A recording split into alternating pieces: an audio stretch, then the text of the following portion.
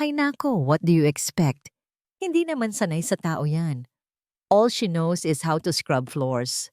Ang tinig ni Cheska, matinis at puno ng pang-aalipusta, ay tumagos sa manipis na pader ng music room. Napatigil ang kamay kong nagpupuna sa lumang gitara ni Papa.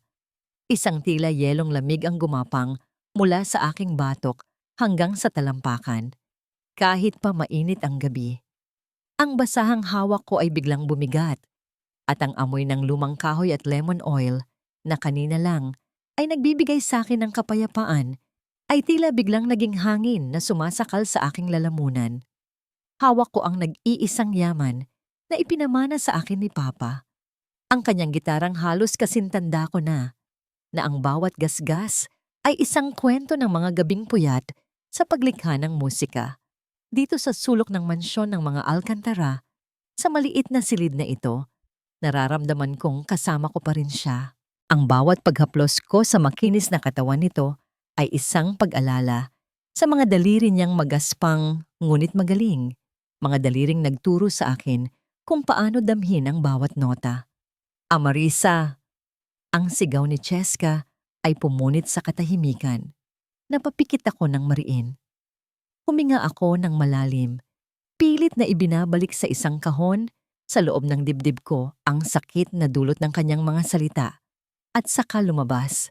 Naabutan ko si Cheska sa malawak na sala, kasama ang dalawa niyang kaibigan na napapaligiran ng mga mamahaling palamuti at mga pagkaing hindi ko man lang matitikman. Ang mga tingin nila sa akin ay parang sinusukat ang halaga ko mula ulo hanggang paa at alam kong sa kanilang paningin, wala akong kwenta. Ma'am Cheska, sabi ko, pinipilit na maging kalmado ang aking boses. Kanina pa kita tinatawag. Bingi ka ba? Aniya, hindi man lang inaalis ang tingin sa kanyang telepono. My friends are bored. Kantahan mo kami. Iyon na naman, ang paborito niyang libangan. Ang gawin akong isang laruan na ipinagmamalaki niya sa iba. Isang ibon sa hawula na aawit kapag kanyang inutusan. Pasensya na po, Ma'am Cheska, pero masama po ang pakiramdam ko. Malumanay kong pagtanggi. Isang kasinungalingan, pero ito lang ang armas ko. Itinaas niya ang kanyang kilay. What? Nagrereklamo ka? Binabayaran ka namin para gawin ang lahat ng gusto ko. Now, sing. Umiling ako. Dahan-dahan. Hindi ko po kaya ngayon, ma'am. Isang tunog ng pag-ismid ang kumawala sa kanyang mga labi. Ang mga kaibigan niya ay nagbulungan. May kasamang mahinang tawanan. Ang kahihiyan ay parang kumot na Makati na bumalot sa buo kong katawan. Tumayo si Cheska at sa isang kilos na hindi ko inaasahan, mabilis siyang naglakad pabalik sa music room. Sinundan ko siya. Ang puso ko'y biglang kumabog ng malakas. Kung ayaw mong kumanta, sabi niya habang ang mga matay nanlilisik, sisirain ko ang dahilan kung bakit ka nagyayabang. Bago pa ako makakilos, dinampot niya mula sa ibabaw ng piano ang pinakainiingatan kong bagay sa buong mundo. Ang orihinal na kopya ng Anak sa Dilim, ang kantang isinulat ni Papa para sa akin. Ang papel ay naninilaw na sa katagalan. Ang mga nota na isinulat ng kamay ni Papa ay medyo malabo na. Pero para sa akin, ito ang banal na kasulatan. Ma'am Cheska, huwag po. Halos magmakaawa kong sabi. Ano to? Anak sa Dilim? Binasa niya ang pamagat ng may pang-uuyam. The Sound of Poverty. Ang tunog ng squatter. Nakakadiri. Parang awa na niyo na, ma'am. Sa akin na lang yan. Kukunin ko na po. Ibalik na niyo na sa akin. Sinubukan kong abutin. Pero iwinasiwas niya ito palayo sa akin. Ito ba ang pinagmamalaki mo? Isang basurang papel? Ngumisi siya. Isang ngangisi na puno ng kalupitan. At sa isang mabilis na kilos, hinati niya ito sa dalawa. At muli, at muli. Walang tunog na lumabas sa aking bibig. Ang tanging narinig ko ay ang malakas na pagdagundong ng dugo sa aking mga tainga. Ang bawat pagpunit ay tila isang punyal na itinarak sa aking dibdib. Nakita ko ang mga nota na pinagpuyatan ni Papa, ang mga salitang iniluha niya na nagkalat sa sahig na parang mga patay na dahon. Ang kaluluwa ni Papa, pinira-piraso sa harap ko. Cheska, what is all this noise? Ang boses ni Ginang Francine Alcantara, ang ina ni Cheska, ay kasing lamig ng marmol na sahig. Pumasok siya sa silid. Ang kanyang postura ay perpekto. Ang kanyang mukha ay walang emosyon.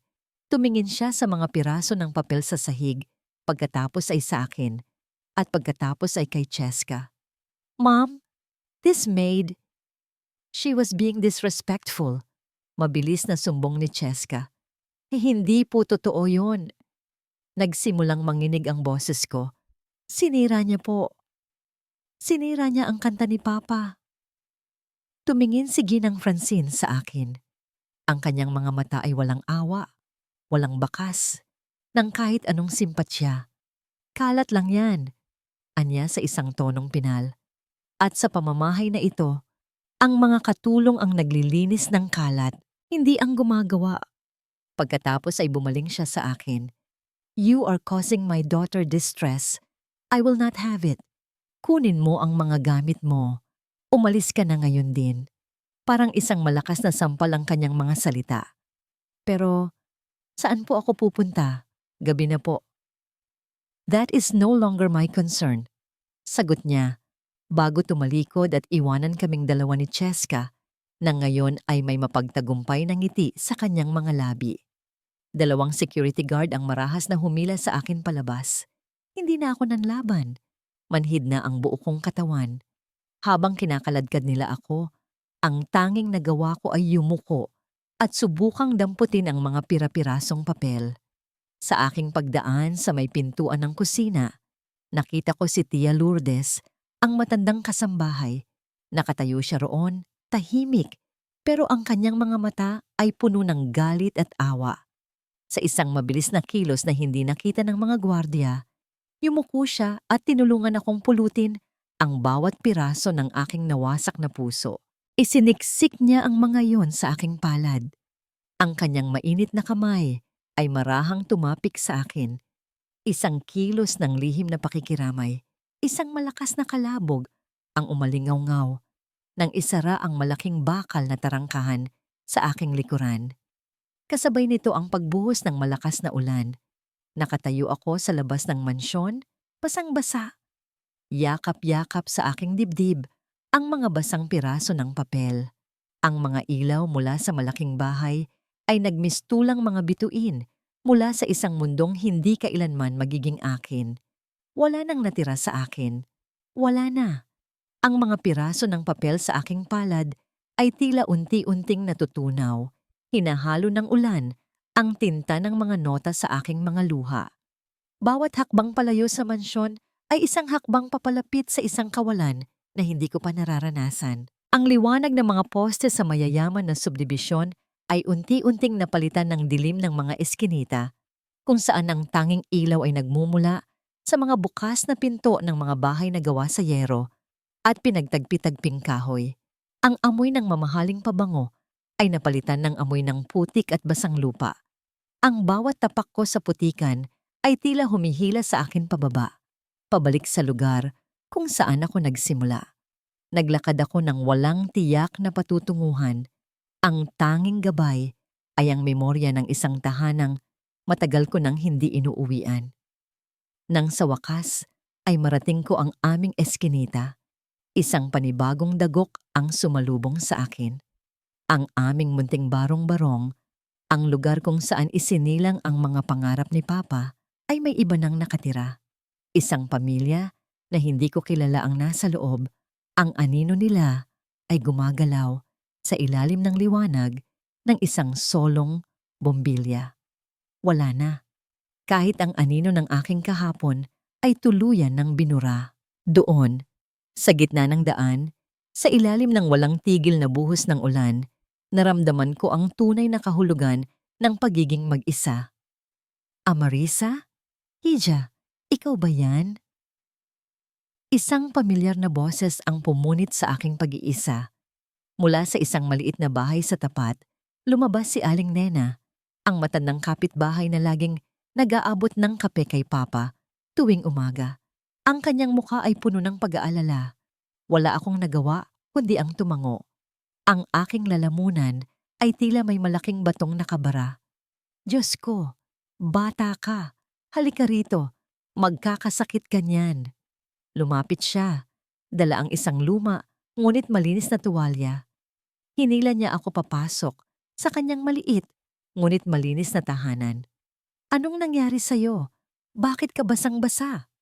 Sa loob ng kanyang bahay, sa ilalim ng init ng kanyang pag-aaruga, ang lahat ng sakit at sama ng loob na kinimkim ko ay biglang bumuhos.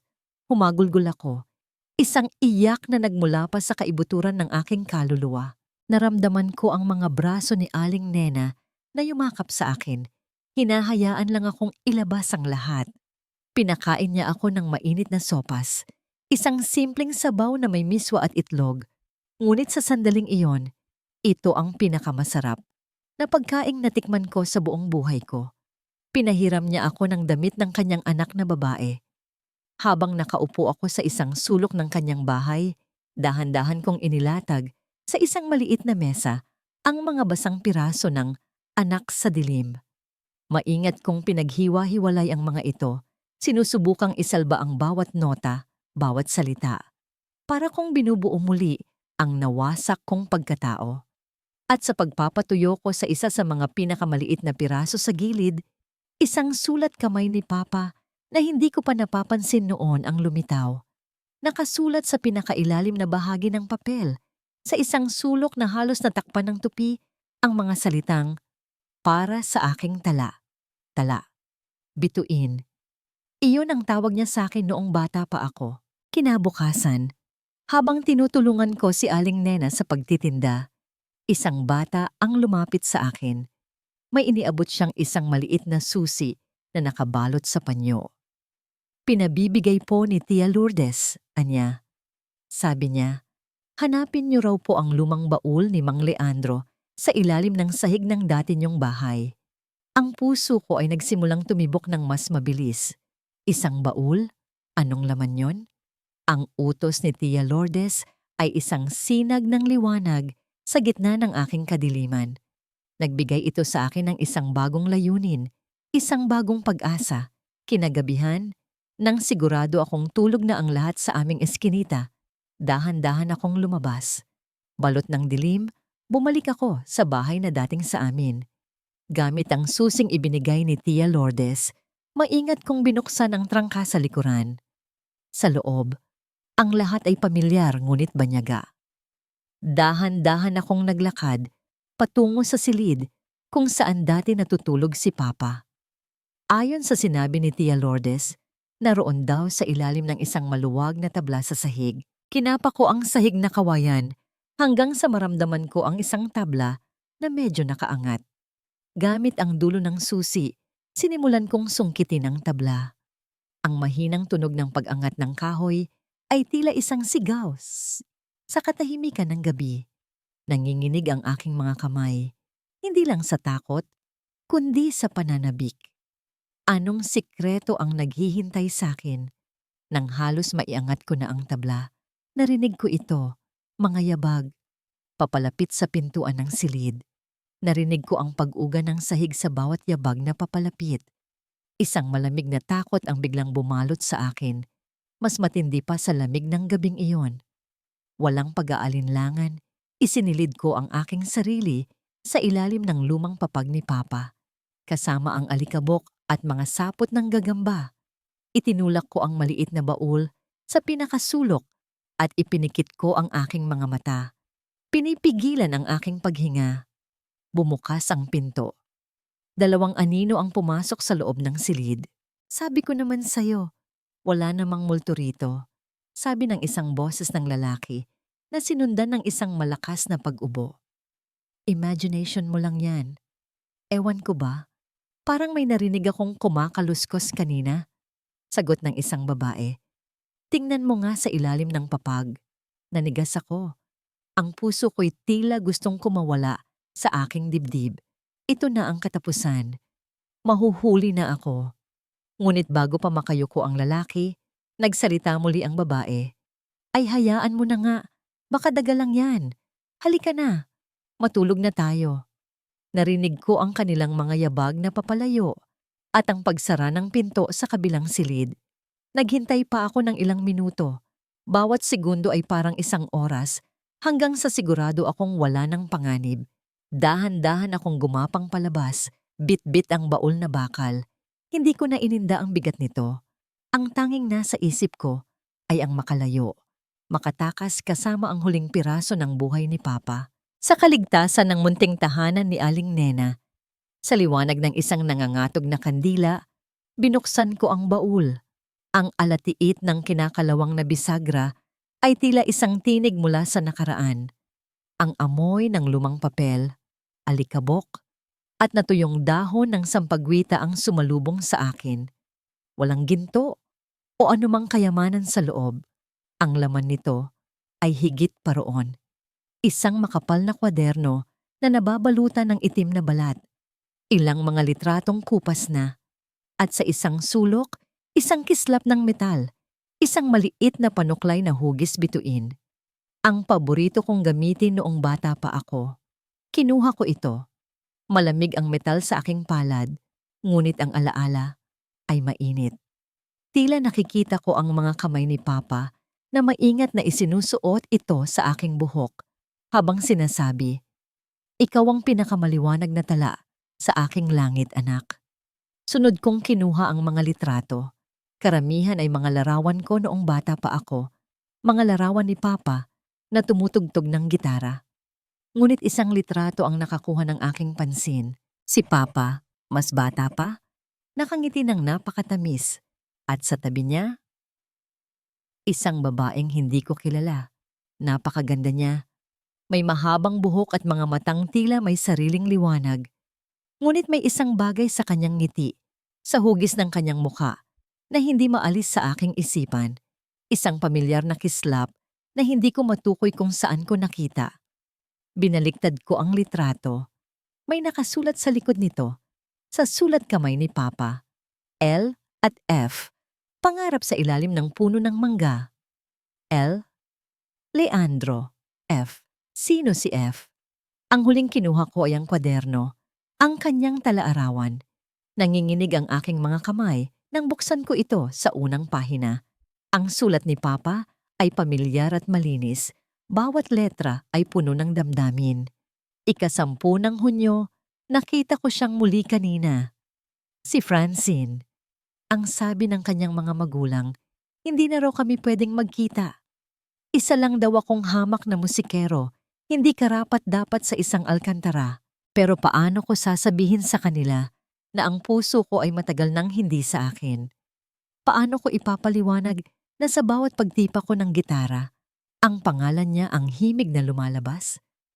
Ipinangako ko sa kanya at sa sarili ko na poprotektahan ko ang aming munting tala, ang bunga ng aming pagmamahalan, kahit anong mangyari.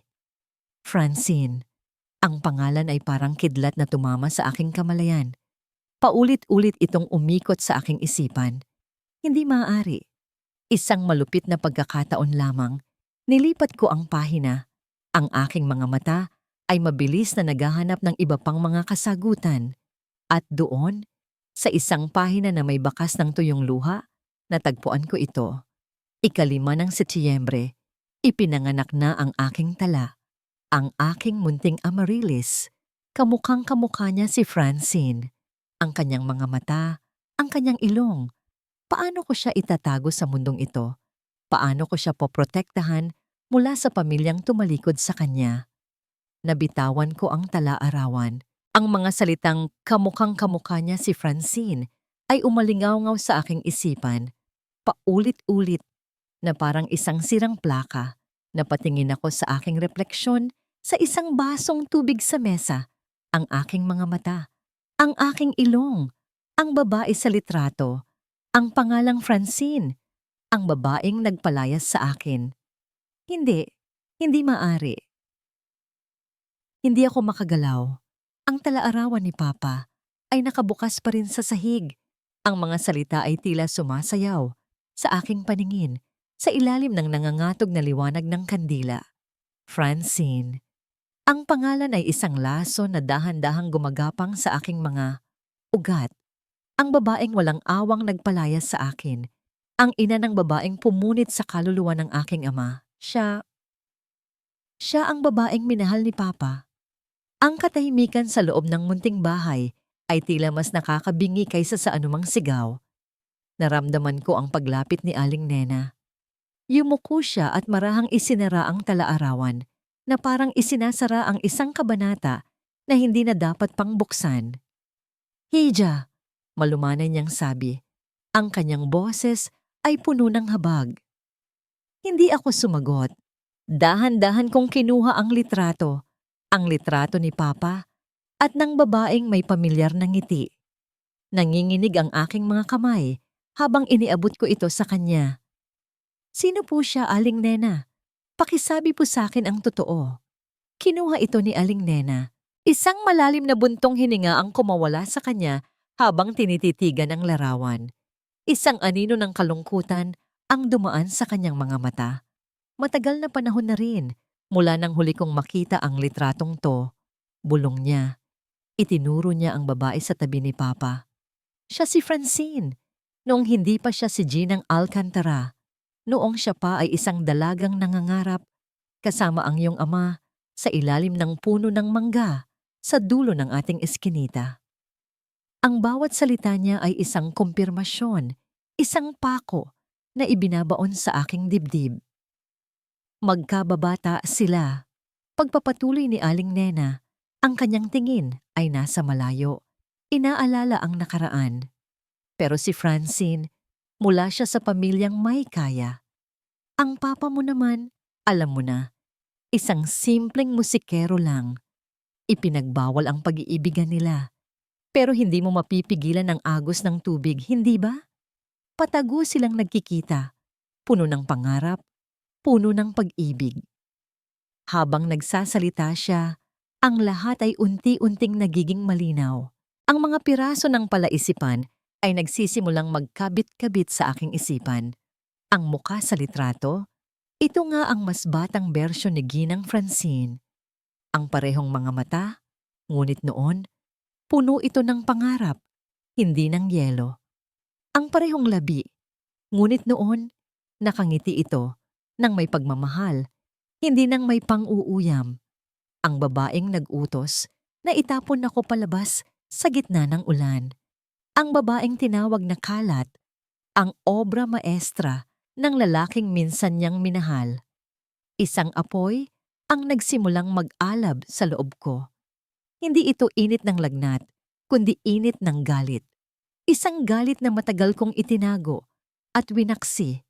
Pero ngayon, wala na akong lakas para pigilan ito. Niloko niya si Papa, sabi ko. Ang boses ko'y mahina, ngunit puno ng bagsik. Iniwan niya si Papa. Tumango si Aling Nena. Pinili niya ang yaman, Hija. Pinili niya ang pangalan ng kanilang pamilya. At sa pagpili niya, dinurog niya ang puso ni Leandro. Mula noon, hindi na siya bumalik dito. Narinig na lang namin. Ikinasal na siya sa isang mayamang negosyante. At si Leandro, ibinuhos niya ang lahat ng kanyang oras at pagmamahal sa pagpapalaki sa iyo. Tumingin siya sa akin ng may malalim na pag-unawa. Ikaw ang naging mundo niya, Amarisa. Ikaw ang naging musika niya. Ngunit ang kanyang mga salita ay hindi na sapat para pagaanin ang bigat sa aking dibdib. Ang pagmamahal ni Papa ay totoo, pero ang pagkatao ko pala ay itinayo sa isang pundasyon ng kasinungalingan at pagtataksil. Tinitigan ko muli ang mukha ni Francine sa litrato at pagkatapos ay ang mukha ng babaeng naaalala ko sa mansyon. Iisa lang sila. At ako ang bunga ng kanilang ipinagbawal na pag-ibig. Ako ang sikretong itinatago niya sa lahat. Ngayon, naiintindihan ko na. Ang galit ni Cheska. Ang pagtingin sa akin na parang basura. Dahil sa tuwing tumitingin sila sa akin, nakikita nila ang isang pagkakamali. Isang multo ng kahapon na ayaw nilang balikan. Huminga ako ng malalim, pilit na pinapakalma ang aking sarili. Akala ko, ito na ang buong kwento. Ngunit nang tumingin ako kay Aling Nena, nakita ko ang awa sa kanyang mga mata. Isang awa na nagsasabing mayroon pa. Pero sa lahat ng sinabi ko, nagsalita siyang muli, ang kanyang boses ay halos isang bulong. May isang bagay pa siyang hindi sinabi sa'yo, ang pinakamahalaga sa lahat. Ang mga salita ni Aling Nena ay parang isang bato na ibinagsak sa isang tahimik na lawa. Lumilikha ng mga alon ng katanungan sa aking isipan. Ano po iyon, Aling Nena? Ano po ang hindi sinabi ni Papa? Isang malalim na buntong hininga ang kumawala kay Aling Nena. Tumayo siya at lumapit sa isang maliit na aparador na yari sa kahoy. Mula sa likod ng mga nakasalansan na damit, kinuha niya ang isang maliit na kahon ng biskwit na halatang luma na. Dahan-dahan niya itong binuksan. Sa loob, sa ilalim ng ilang mga lumang resibo at butones, ay isang sobre na naninilaw na sa katagalan. Bago mawala ang papa mo, nagsimulang magkwento si Aling Nena habang maingat na iniaabot sa akin ang sobre. Ibinigay niya ito sa akin.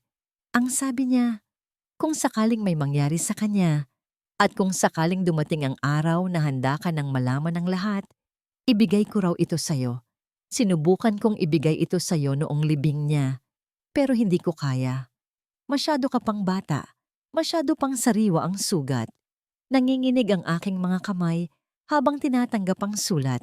Nakasulat sa labas nito ang isang pangalan. Francine. Ang puso ko ay tila huminto sa pagtibok. Isang liham para sa kanya. Isang liham na hindi nakarating sa kanyang paroroonan. Maingat kong binuksan ang sobre. Ang papel sa loob ay marupok na at ang tinta ay medyo kumalat na sa ilang bahagi. Marahil dahil sa mga luhang pumatak dito habang isinusulat. Ngunit ang sulat kamay ni Papa ay malinaw pa rin at puno ng damdamin. Mahal kong Francine, hindi ko alam kung abot pa ba ito sa'yo. Marahil, katulad ng mga pangarap natin, ang liham na ito ay mananatili na lang isang alaala. Sumusulat ako, hindi para manumbat, kundi para magmakaawa. Alam kong pinili mo na ang iyong landas. Alam kong masaya ka na sa buhay na binuo mo. Pero gusto ko lang malaman mo na ang bunga ng ating pagmamahalan, ang ating munting tala, ay lumalaki ng isang napakabuting bata. Ang pangalan niya ay Amaryllis, ang regalo natin sa isa't isa. Siya ang musika sa aking bawat araw. Ang kanyang tawa ang pinakamagandang himig na narinig ko. Ang kanyang mga mata. Francine, ang kanyang mga mata ay sayo. Sa tuwing tinititigan ko siya, ikaw ang nakikita ko. Hindi ako humihingi ng kahit ano para sa akin. Matagal ko nang tinanggap ang aking tadhana.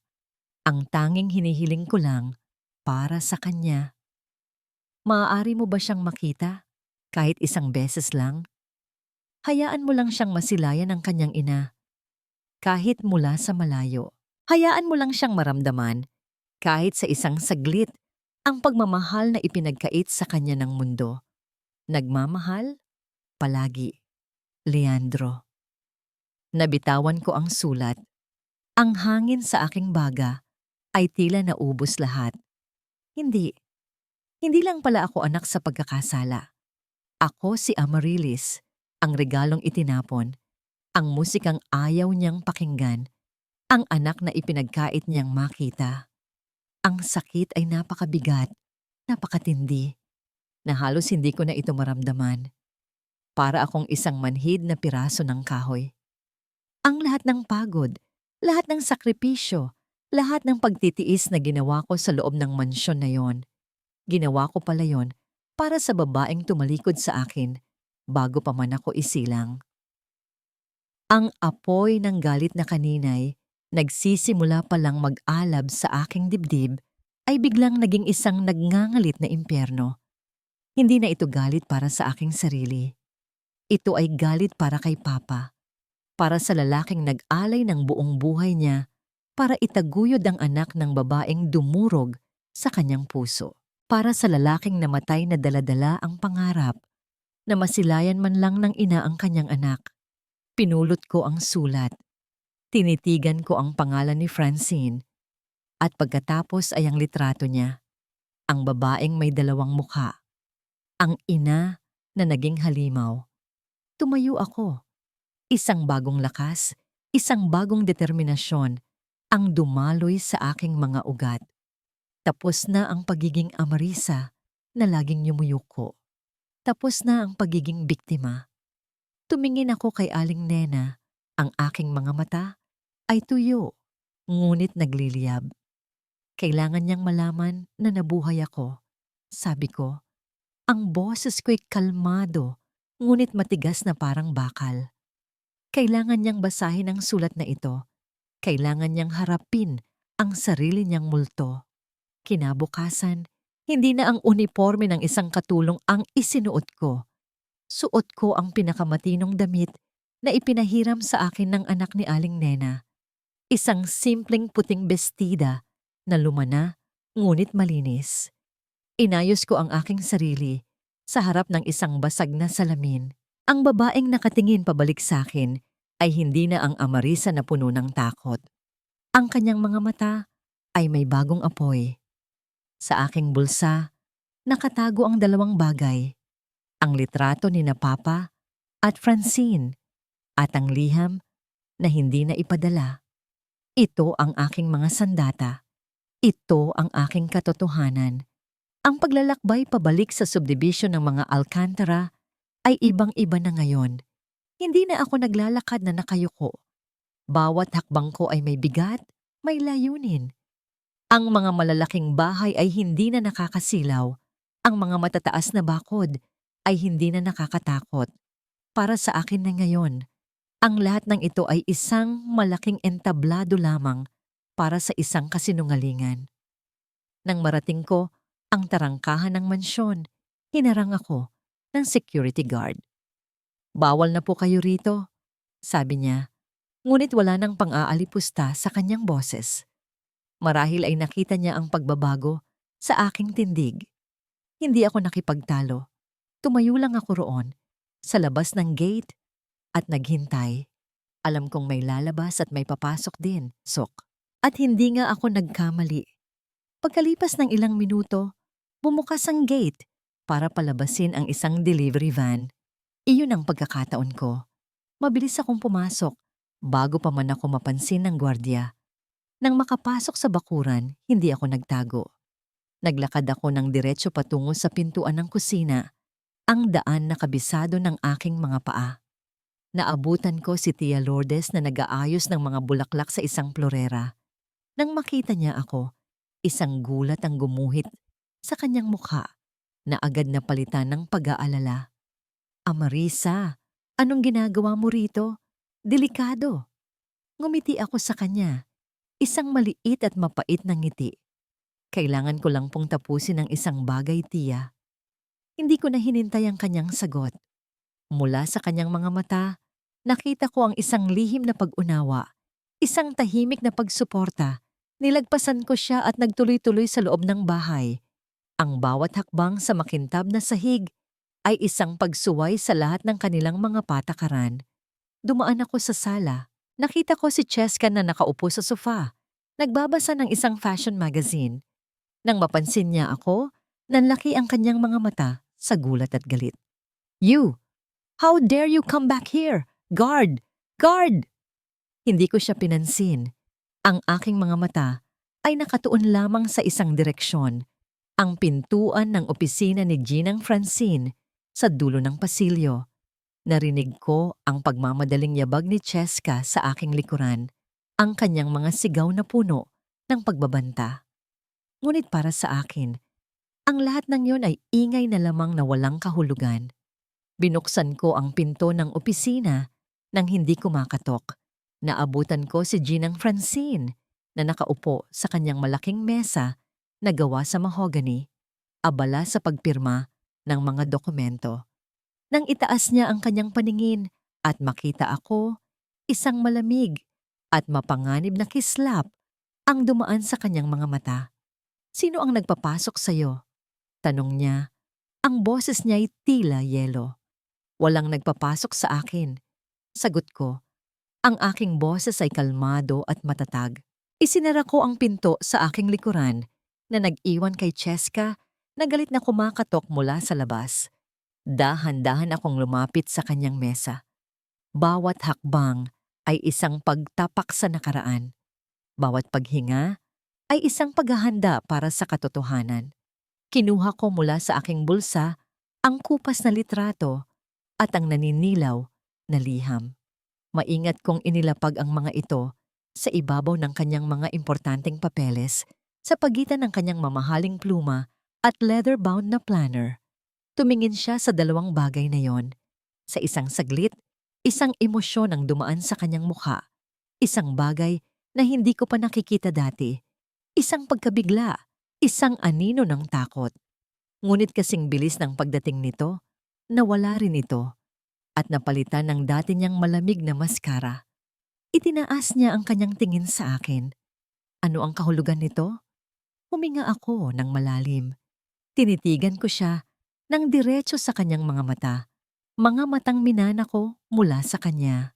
Kilala niyo po ba ang mga tao sa larawang ito, Ginang Francine? Isang nakakabinging katahimikan ang namayani sa loob ng opisina. Ang tanging maririnig ay ang malakas at desperadong pagkatok ni Cheska mula sa labas ng pinto. Ngunit ang mga mata ni Ginang Francine ay hindi humihiwalay sa akin at ang mga mata ko ay hindi rin bumibitaw sa kanya. Kinuha niya ang litrato. Tinitigan niya ito ng napakatagal. Sa isang saglit, nakita ko ang paglambot ng kanyang panga. Ang isang halos hindi mapansing panginginig sa kanyang mga daliri habang hawak ang piraso ng papel na yon. Ngunit mabilis itong nawala. Ibinalik niya ang kanyang malamig na maskara. Isang lumang litrato. Sabi niya, ang boses niya ay kasing tigas ng bakal. Ano ang gusto mong palabasin? Ang liham po. Sabi ko, itinuturo ang sobre. Basahin niyo po. Ibinaba niya ang kanyang tingin sa sulat, ngunit hindi niya ito hinawakan. Tumingin siyang muli sa akin, at ngayon, mayroon ng pagbabanta sa kanyang mga mata. Wala akong panahon para sa mga kalokohan mo. Lumabas ka bago pa ako tumawag ng mga gwardiya para kaladkarin ka palabas. Ito na, ang pader na matagal na niyang itinayo sa paligid ng kanyang puso. Isang pader na hindi kayang tibagin ng mga salita. Ngumiti ako. Isang nangiting walang saya. Hindi na po kailangan, sabi ko. Hindi ako nakipagtalo. Hindi ako nanumbat. Sa halip, huminga ako ng malalim at ipinikit ko ang aking mga mata. Ibinalik ko ang aking sarili sa maliit na music room sa tabi ng lumang gitara ni Papa. At mula sa kaibuturan ng aking pagkatao, mula sa lahat ng sakit at katotohanang natuklasan ko, hinugot ko ang himig na nag-uugnay sa aming tatlo. Sinimulan kong awitin ang anak sa dilim. Hindi ito ang boses ng isang katulong na umaawit dahil inutusan. Hindi ito ang boses ng isang batang takot at nagmamakaawa. Ito ay isang bagong boses. Ang boses ng isang anak na naniningil. Sa ilalim ng buwan, sa lilim ng mangga. Nagsimula ako sa isang bulong. Ang bawat salita ay malinaw at puno ng kahulugan. Nakita ko ang pagkunot ng kanyang noo. Isang pangarap. Isinumpa sa mga tala. Ang mga kamay niyang nakapatong sa mesa ay nagsimulang magkuyom. Pangakong iingatan. Pangakong babalikan. Ngunit ang liwanag, sa dilim, ay ninakaw. Tumaas ang aking boses, puno ng pait at hinanakit. Nakita ko ang unti-unting pagbabago sa kanyang mukha. Ang pagkukunwari ay nagsimulang mag-crack. Ang kanyang mga labi ay bahagyang bumuka. Ang kanyang paghinga ay nagsimulang bumilis. Ang mga mata niyang dati malamig ay ngayon puno ng gulat at takot. Hindi ako tumigil. Ipinagpatuloy ko ang pagkanta. Inilalabas ang lahat ng sakit na kinimkim ni Papa sa loob ng napakaraming taon. Ang bawat nota ay isang patak ng luha. Ang bawat salita ay isang akusasyon. At ang munting bituin, sa gabi itinago. Isang lihim na kailanmay di mabubuo. Nakita ko ito, isang butil ng luha ang namuo sa gilid ng kanyang mata. Pilit niyang ipinilig ang kanyang ulo na parang sinusubukang itaboy ang isang multo na siya lang ang nakakakita. Ang babaeng may kontrol sa isang buong kumpanya ay nawawalan na ngayon ng kontrol sa sarili niyang mga alaala. Ina, nasaan ka? Bakit di ka lumingon?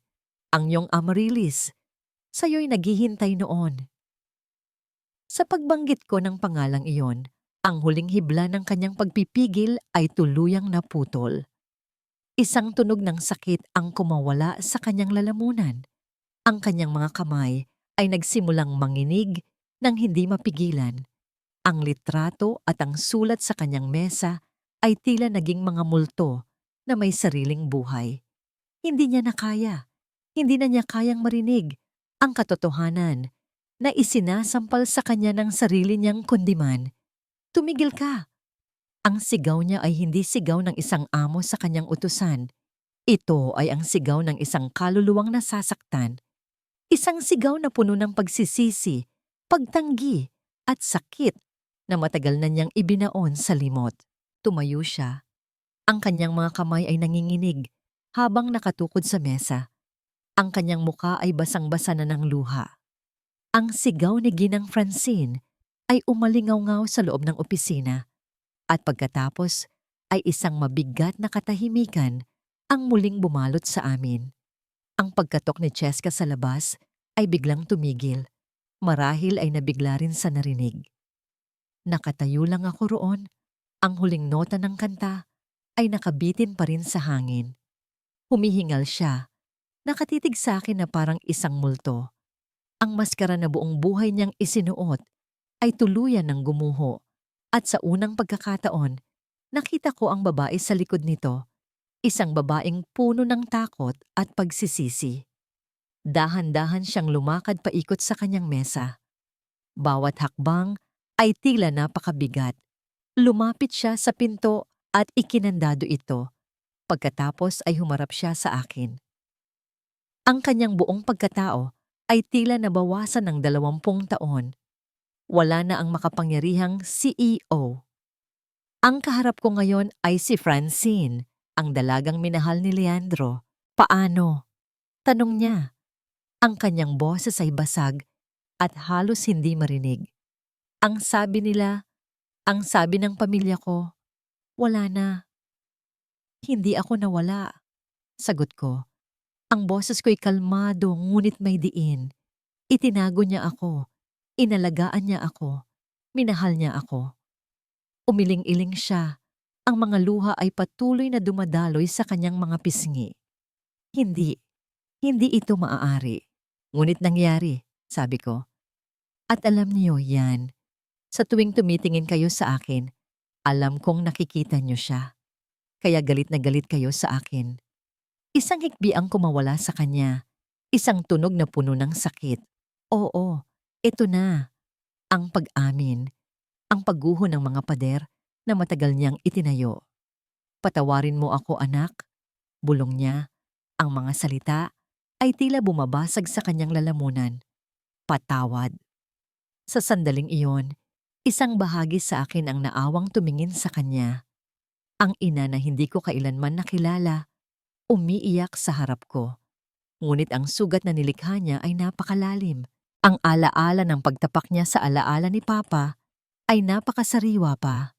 Ngunit bago pa ako makapagsalita, bago pa maproseso ng puso ko ang lahat, ang Francine na kaharap ko ay nagsimulang magbago muli. Pinunasan niya ang kanyang mga luha. Itinuwid niya ang kanyang likod. Ang CEO, ang babaeng sanay na kontrolin ang lahat, ay unti-unting bumabalik. Walang dapat makaalam nito, sabi niya. Ang kanyang boses ay mas matatag na ngayon, bagamat may bahid pa rin ng panginginig. Maiintindihan mo naman siguro. Ito, sisirain ito ang lahat ng pinaghirapan ko. Ang pangalan ng pamilya Alcantara, ang kinabukasan ni Cheska. Hindi ako makapaniwala sa aking naririnig. Pagkatapos ng lahat, iyon pa rin ang mahalaga sa kanya. Ang pangalan, ang yaman. Magkano ang kailangan mo? Tanong niya. Lumalapit sa kanyang mesa at binubuksan ang isang drawer. Sabihin mo lang, bibigyan kita ng sapat na pera para makapagsimula ka sa ibang lugar. Isang bagong buhay. Malayo dito, kalimutan mo na ang lahat. Kalimutan mo na ako. Ang bawat salita niya ay isang sampal. Isang sampal na mas masakit pa kaysa sa pagpapalayas niya sa akin. Noon, isa lang akong katulong sa kanyang paningin. Ngayon, alam na niyang ako ang kanyang anak. At inaalok niya ako ng pera para muli akong itapon. Inilabas niya ang kanyang checkbook. Sabihin mo ang presyo mo, Amaryllis. Ang pagbanggit niya sa pangalan ko ay ang huling patak na nagpaapaw sa baso. Isang tawa ang kumawala sa akin. Isang tawa na walang bakas ng saya, puno ng sakit at kabiguan. Presyo? Ulit ko, habang umaatras palayo sa kanya. Talaga bang iniisip ninyo na lahat ng bagay sa mundong ito ay may katumbas na pera? Tumingin ako ng diretso sa kanyang mga matang puno ng desperasyon at takot. Ang awa na naramdaman ko kanina ay tuluyan ng naglaho, napalitan ng isang malinaw at malamig na katotohanan. Hindi pera ang kailangan ko. Sabi ko, ang aking boses ay matatag at hindi nanginginig. Binuksan ko ang kandado ng pinto at hinawakan ang doorknob. Ang kailangan ko ay ang buhay na ninakaw ninyo sa akin. Sa pagbukas ko ng pinto, isang galit na mukha ni Cheska ang sumalubong sa akin. Nakatayo siya roon. Ang kanyang mga kamay ay nakakuyom sa magkabilang gilid. Ang kanyang dibdib ay mabilis na tumataas at bumababa. Halatang narinig niya ang lahat. Ang sigaw, ang pag-iyak, ang pag-uusap. Ang kanyang mga mata ay lumipat mula sa akin patungo sa kanyang ina na nakatayo sa likuran ko, na may bakas pa ng luha sa mukha. Isang ekspresyon ng pagtataksil at matinding galit ang gumuhit sa mukha ni Cheska. Ang pagkamuhi niya sa akin ngayon ay higit pa sa dati. Hindi na ito galit sa isang katulong. Ito ay galit sa isang karibal, sa isang banta, sa kanyang buong pagkatao. Sinungaling, sigaw niya, hindi sa akin, kundi sa kanyang ina. Mom, paano mo nagawa to sa akin? Naniwala ka sa kanya? Hindi sumagot si Ginang Francine. Masyado pa siyang nababalot ng sarili niyang kaguluhan. Bumaling sa akin si Cheska. Ang kanyang mga mata ay nanlilisik na parang sa isang mabangis na hayop. Ikaw, sinisira mo ang pamilya ko. Isa kang ahas. Ang pamilyang sinisira ko. Sagot ko, ang boses ko'y kalmado, ay itinayo sa pundasyon ng mga kasinungalingan na matagal nang dapat gumuho. Hindi ko na siya hinintay na makasagot. Nilagpasan ko siya at naglakad palayo sa pasilyo. Bawat hakbang ay isang pag-anunsyo ng aking kalayaan. Hindi na ako alipin sa bahay na ito. Hindi na ako multo ng kanilang nakaraan. Habang naglalakad ako palabas, narinig ko ang sigawan nila sa loob ng opisina. Mga salitang puno ng panunumbat at sakit. Ngunit hindi ko na ininda. Hindi ko na yon problema. Ang tanging nasa isip ko ay ang umalis at simulan ang sarili kong buhay. Dala ang katotohanang natuklasan ko. Ngunit hindi ko alam, sa aking pagtalikod, ang kasamaan ay nagsisimula palang kumilos. Nang makabalik ako sa bahay ni Aling Nena, ang unang ginawa ko ay yakapin siya. Ibuhos ang lahat ng nangyari.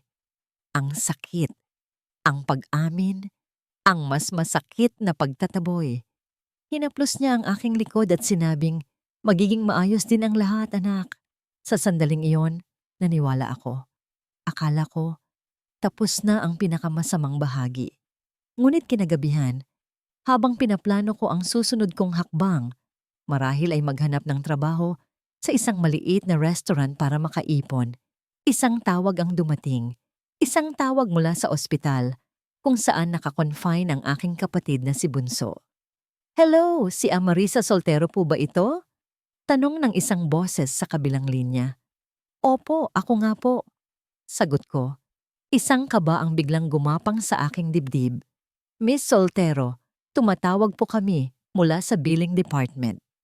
Kailangan po naming ipaalam sa inyo na kailangan nyo na pong ilipat ang kapatid ninyo sa ibang ospital.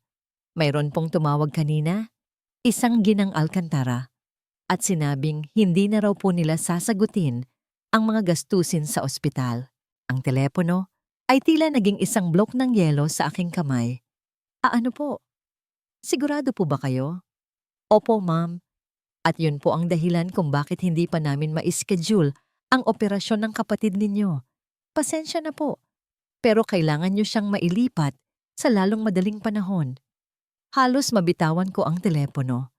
Cheska, alam kong siya ang may gawa nito. Hindi si Ginang Francine. Sa kabila ng lahat, nakita ko ang pagsisisi sa kanyang mga mata. Ngunit si Cheska, na puno ng galit at inggit, ay kayang gawin ang lahat. Ginamit niya ang pinakamalaking kahinaan ko laban sa akin. Ang buhay ng aking kapatid. Ang kalayaan na naramdaman ko kanina ay biglang naglaho, napalitan ng isang desperadong takot. Napaupo ako sa isang sulok, ang mga salita ng doktor ay umuulit-ulit sa aking isipan. Kailangan niyo siyang mailipat. Saan? Paano? Wala akong pera. Wala akong trabaho. Wala akong kahit ano. Pinili niya ang perpektong sandata. Hindi niya ako sinaktan.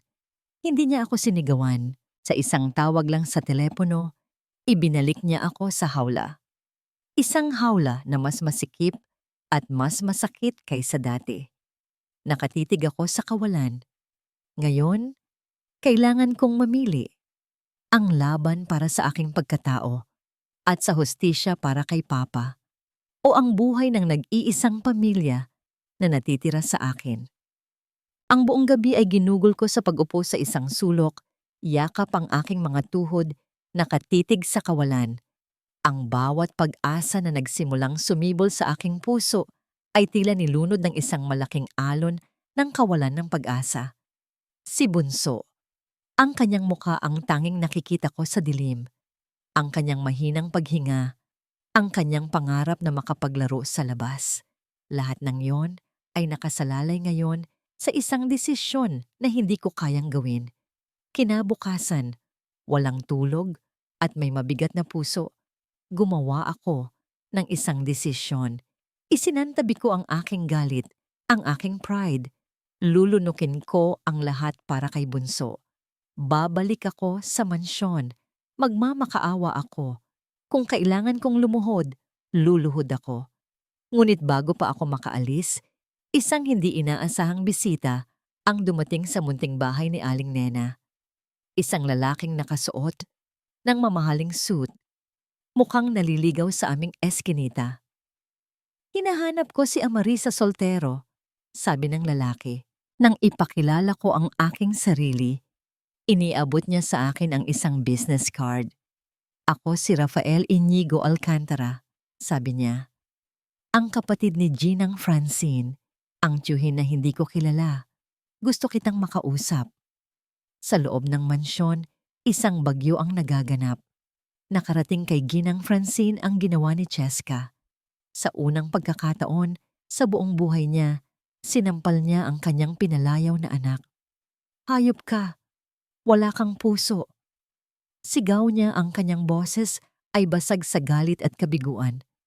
Buhay ng isang inosenteng bata ang nilagay mo sa panganib. Bakit ni Ma mas mahalaga na ba siya ngayon kaysa sa akin? Desperadong sagot ni Cheska. Siya na sumira sa pamilya natin.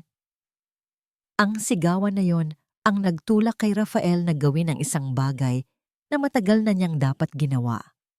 Sa buong buhay niya, nabuhay siya sa anino ng kanyang kapatid, isang kasabwat sa kasinungalingang itinayo nito. Ang pagdurusa sa mga mata ni Amarisa nang una niya itong makita at ang kalupitan ni Cheska ang nagbigay sa kanya ng lakas ng loob. Palihim niyang tinawagan ang isang kaibigang mamamahayag, isang taong mapagkakatiwalaan niya. Meron akong kwento, sabi niya. Isang kwento na matagal nang dapat lumabas. Habang kausap ko si Rafael sa isang maliit na karinderya, ikinuwento niya sa akin ang lahat. Ang kanyang pagsisisi, ang pagtulong niya sa kanyang kapatid na itago ang katotohanan noon. Hindi ko na kayang manahimik, Amarisa. Sabi niya, hindi ito tama. Sa parehong oras, nagpa siya si Ginang Francine na ayusin ang gulong nilikha ni Cheska. Hindi na niya kayang itago ang katotohanan. Masyado na itong malaki. Masyado nang nakakasakal. Inutusan niya ang kanyang mga tauhan na magpatawag ng isang agarang press conference. May mahalaga akong anunsyo, sabi niya sa kanyang sekretarya. Ang kanyang boses ay pinal at hindi na mababali. Nang malaman ko ang tungkol sa press conference mula kay Rafael, isang takot ang bumalot sa akin. Anong gagawin niya? Itatanggi niya ba ako sa harap ng buong mundo para iligtas ang kanyang pangalan? Kailangan mong pumunta, sabi ni Rafael. Kailangan mong marinig mismo mula sa kanya. Kaya naroon ako, nakatayo sa pinakalikod ng isang silid na puno ng mga mamamahayag, mga kamera at nagbubulag na ilaw. Nakatayo ako bilang isang anino, isang hindi kilalang muka sa gitna ng maraming tao. Sa entablado, nakaupo si Ginang Francine. Ang kanyang muka ay seryoso. Ang kanyang postura ay perpekto. Ngunit nakikita ko ang bahagyang panginginig ng kanyang mga kamay. Nagsimula ang mga tanong tungkol sa negosyo, tungkol sa mga bagong proyekto. At pagkatapos, ang tanong mula sa kaibigan ni Rafael. Ginang Alcantara, mayroon pong kumakalat na balita. Isang lihim na matagal nyo na raw itinatago. Isang anak na isinilang bago pa ang inyong kasal. Ano po ang masasabi ninyo rito? Ang buong silid ay biglang tumahimik. Ang lahat ng kamera ay nakatutok sa kanya. Ang lahat ng mata ay naghihintay. Tumingin siya sa direksyon ko. Nagtama ang aming mga mata sa gitna ng karamihan. Nakita ko ang pag-aalinlangan sa kanyang mukha. Ang takot. Ang laban sa pagitan ng kanyang pride at ng kanyang konsensya. Ito na ang sandali ng paghuhukom. Ang buong mundo ko ay huminto, naghihintay sa kanyang sagot. Ibabaon niya ba ako sa limot para iligtas ang kanyang sarili? O sa wakas, pagkatapos ng napakaraming taon, aakuin niya ang katotohanan? Ang katahimikan sa loob ng silid ay napakabigat, na tila may sarili itong bigat na pumipiga sa aking dibdib. Ang bawat pagtibok ng aking puso ay isang malakas na dagundong sa aking mga tainga. Nakatitig pa rin si Ginang Francine sa akin, at sa kanyang mga mata, nakita ko ang isang buong buhay ng pagsisisi, takot, at pag-ibig na naglalaban-laban. Para siyang nakatayo sa bingit ng isang bangin, nagpapasya kung tatalon ba siya tungo sa katotohanan o mananatili sa kaligtasan ng kanyang mga kasinungalingan. Huminga siya ng malalim. Kinuha niya ang mikropono, ang kanyang mga kamay ay hindi na nanginginig. Isang desisyon ang nabuo na sa kanyang mukha. Totoo, sabi niya. Ang kanyang boses ay malinaw at matatag, umalingaw-ngaw sa buong silid. Mayroon nga akong anak. Isang anak na ipinanganak bago pa ang lahat ng ito. Isang malakas na bulungan ang pumuno sa silid. Ang mga kamera ay nagsimulang mag-flash na parang kidlat. Sa loob ng maraming taon, pagpapatuloy niya, hindi inaalis ang tingin sa akin. Itinago ko siya. Itinago ko siya dahil sa takot. Takot sa sasabihin ng lipunan, takot na masira ang pangalan ng aking pamilya, at higit sa lahat, takot na harapin ang sarili kong pagkakamali. At dahil sa takot na yon, nagawa ko ang pinakamalaking kasalanan na maaaring gawin ng isang ina. Itinakwil ko ang sarili kong anak. Isang hikbi ang kumawala sa kanya. Ngunit mabilis niya itong pinigilan. Ang anak kong iyon ay naririto ngayon. Ang pangalan niya ay Amarilis Valen Soltero. Ang anak ko kay Leandro Soltero. Itinaas niya ang kanyang kamay at itinuro ako. Ang lahat ng ilaw, lahat ng kamera, lahat ng mga mata ay biglang bumaling sa akin. Mula sa pagiging isang anino sa dilim, bigla akong naging sentro ng liwanag. Hindi ako gumalaw. Tanging ang mga luha na hindi ko namalayan ay nagsimula nang dumaloy sa aking mga pisngi. At nais ko ring gamitin ang pagkakataong ito. Dagdag ni Francine, ang kanyang boses ay nagkaroon ng bagong bagsik upang ituwid ang isa pang kasinungalingan. Ang anak kong si Cassandra Alcantara. Ang pagbanggit niya sa buong pangalan ni Cheska ay puno ng formalidad at lamig. Ay gumawa ng isang karumaldumal na bagay. Ginamit niya ang kapangyarihan ng aming pamilya para ilagay sa panganib ang buhay ng isang inosenteng bata, ang kapatid ni Amaryllis, sa pamamagitan ng pagputol ng tulong medikal nito. Ang bulungan ay naging isang malakas na kaguluhan. Bilang ina niya at bilang pinuno ng kumpanyang ito, hindi ko ito palalampasin. Haharapin niya ang lahat ng legal na kahihinatnan ng kanyang ginawa. At simula ngayon, wala na siyang anumang kaugnayan sa Alcantara Corporation. Sa isang iglap, gumuho ang mundo ni Cheska. At sa pagguhong iyon, isang bagong mundo ang nagsimulang mabuo para sa akin. Pagkatapos ng press conference, isang kaguluhan ang sumalubong sa akin. Ngunit si Rafael ay nasa tabi ko, nagsilbing aking panangga. Dinala ako ni Francine sa isang pribadong silid. Doon, wala ng media, wala ng mga matang mapanghusga, wala ng mga pader sa pagitan namin. Anak, sabi niya, ang kanyang boses ay puno ng sakit at pag-asa. Alam kong huli na ang lahat. Alam kong hindi na maibabalik ng anumang salita ang mga taon na nawala. Pero, maaari ka bang umuwi na sa akin? Tinitigan ko siya. Ang ina na matagal kong hinanap sa aking mga panaginip ay nasa harap ko na. Ngunit ang Amarisa na kaharap niya ay hindi na ang batang naghahanap ng kalinga. Ako na ay isang babaeng may sariling mga sugat, may sariling lakas. Umiling ako, dahan-dahan. Kailangan ko munang hanapin ang sarili kong liwanag, sabi ko. Inuulit ang mga salitang nabuo sa aking puso. Kailangan ko munang buuin ang sarili ko, malayo sa anino ng pangalan ninyo o sa alaala ni Papa. Kailangan kong maging ako. Nakita ko ang sakit sa kanyang mga mata. Ngunit kasabay nito ay ang pag-unawa. Tumango siya. Kung iyan ang kailangan mo, ibibigay ko sa'yo. Oras, espasyo. Pero hayaan mo akong gawin ito. Ipinangako niya na sasagutin niya ang lahat ng gastusin sa operasyon ni Bunso. At bilang pagpupugay kay Leandro at bilang pagsisisi sa kanyang mga kasalanan, ipinangako niyang magtatatag ng isang foundation, ang Anak sa Dilim Foundation, na tutulong sa mga batang inabandona at may pangarap sa musika. Sa pag-alis ko sa gusaling iyon, hindi na ako ang Amarisa na pumasok kanina. Ako na si Amaryllis, ang anak na isinilang sa dilim. Ngunit sa wakas, ay naglalakad na patungo sa kanyang sariling liwanag. Lumipas ang 3 taon, ang entablado ay madilim.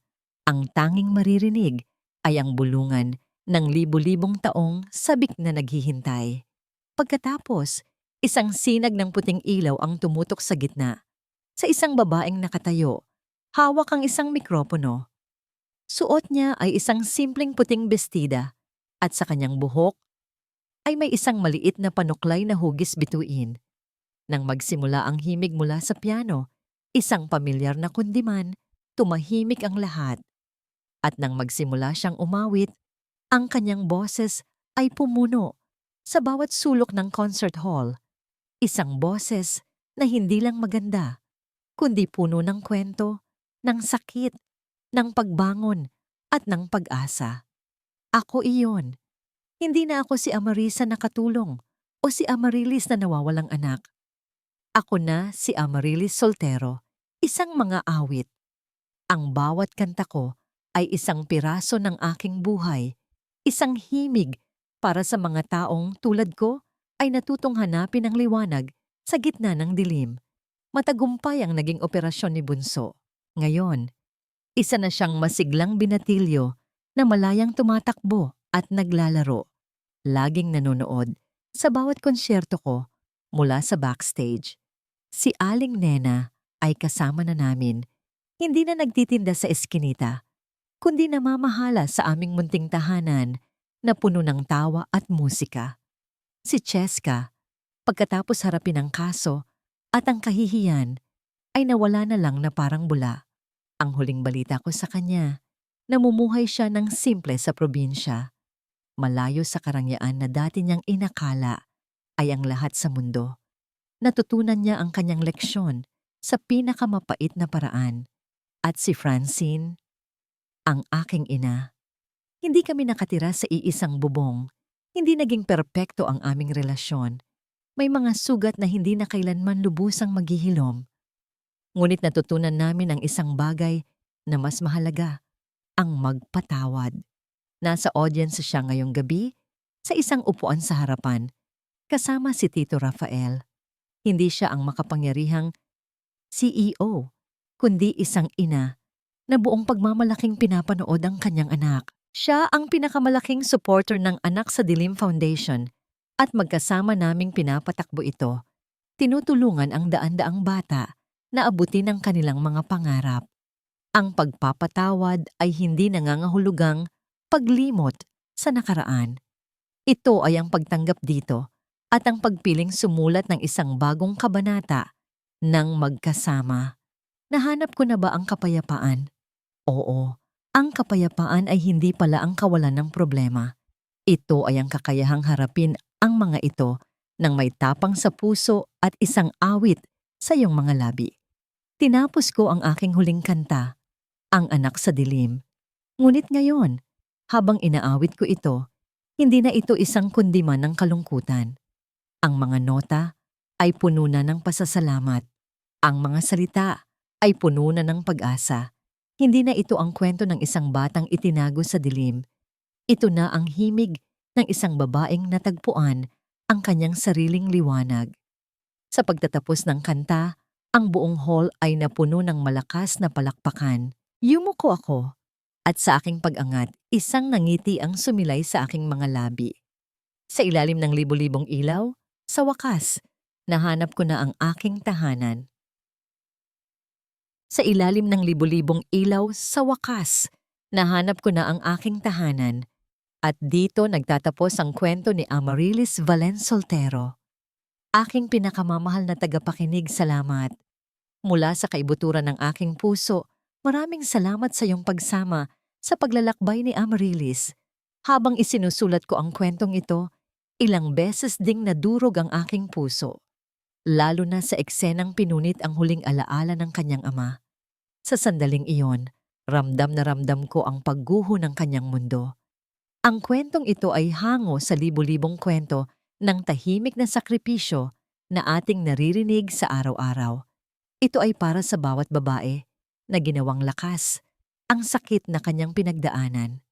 Nais kong ipakita na kahit sa pinakamatinding dilim, mayroong isang munting butil ng pag-asa na maaaring tumubo, na ang pagpapatawad, bagamat napakahirap, ay isang ilaw na ibinibigay natin sa ating mga sarili. At ang pinakamagandang musika ay kadalasang isinisilang mula sa pinakamatinding pighati. Ngayon, nais kong magtanong sa'yo, kung ikaw ang nasa kalagayan ni Amarisa, kaya mo bang patawarin ang isang inang tumalikod sa'yo? Ang ganoon kalalim na pagpapatawad, posible nga ba? Ibahagi mo naman ang iyong saloobin sa comment section. Nais kong mabasa ang bawat isa sa mga ito. At kung ang kwentong ito ay sumalat sa iyong puso, huwag kalimutang mag-iwan ng like at i-share ito sa iba.